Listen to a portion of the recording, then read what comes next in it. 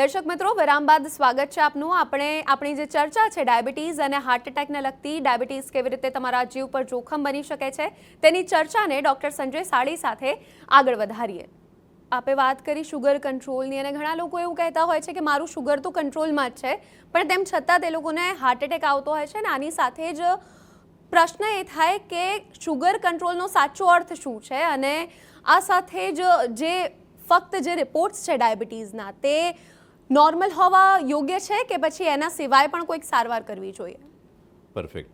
આપણે જ્યારે વિચારીએ છીએ કે મારી શુગર હું ગોળીઓ લઉં છું અને કંટ્રોલમાં છે, એટલે આંકડો સમજો ભૂખ્યા પેટની શુગર આપણે 110 120ની આસપાસ આવે, અને જમ્યા પછીની શુગર મારી 150 160 આવે, આઈડિયલી 140ની અંદર હોવી જોઈએ. પણ છતાંય આપણે બધા જ અત્યારે 150 160 અથવા અમુક પેશન્ટો 180ને પણ નોર્મલ ગણતા હોય છે.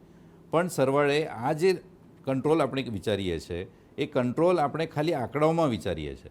ગોળી દ્વારા એ કંટ્રોલ થયેલો આંકડો છે, પણ એ ખરેખર શરીરની અંદર એ શુગરનું પાચન નથી થયું. આપણે જે ભોજન કરીએ છીએ આઈડિયલી એ ભોજન શરીરની અંદર પાચન થઈ જવું જોઈએ. પાચન એટલે એનું ઉર્જામાં પૂરેપૂરું રૂપાંતર થઈ જવું જોઈએ.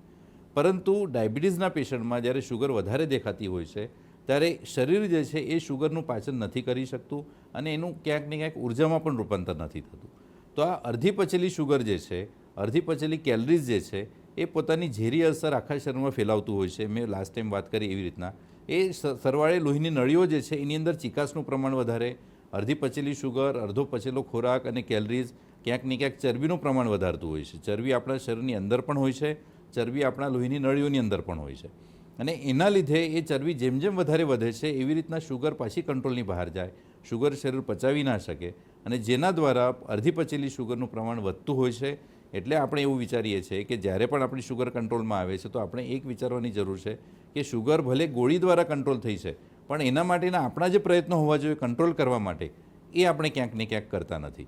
અને કંટ્રોલ કરવાનો પ્રયત્ન એટલે જ સરવાળે તમે જુઓ તો ધીમે રહીને જે મારી ડાયાબિટીસની શરૂઆત એક ગોળીથી થઈ હોય, ધીમે રહીને 1ની 2 ગોળી, 3 ગોળી, 4 ગોળી, અને સરવાળે ઇન્જેક્શન, અને સરવાળે બ્લડ પ્રેશરનું પ્રમાણ વધવું, સરવાળે ચરબીનું પ્રમાણ વધવું. ગોળીઓના લીધે મેં કીધું એવી રીતના જ્યારે ભૂખ વધતી હોય છે તો આપણે એવું વિચારીએ છીએ કે ભૂખ વધારે લાગે છે એટલે મારે વધારે ખાવું જોઈએ, પણ સરવાળે વધારે ખાવાની જે શુગર છે એ પાછી શુગર આપણી વધારતી હોય છે, કેમ કે શરીરની પચાવવાની કેપેસિટી જે છે એ ડાઉન થઈ જાય છે, અને એના લીધે સરવાળે હૃદયરોગ જે છે એનું જોખમ વધે છે, લોહીની નળીઓ કડક થતી હોય છે, અને ડાયાબિટીસના પેશન્ટો સરવાળે અચાનક હાર્ટ એટેકનો સંભવ ઊભો થતો હોય છે.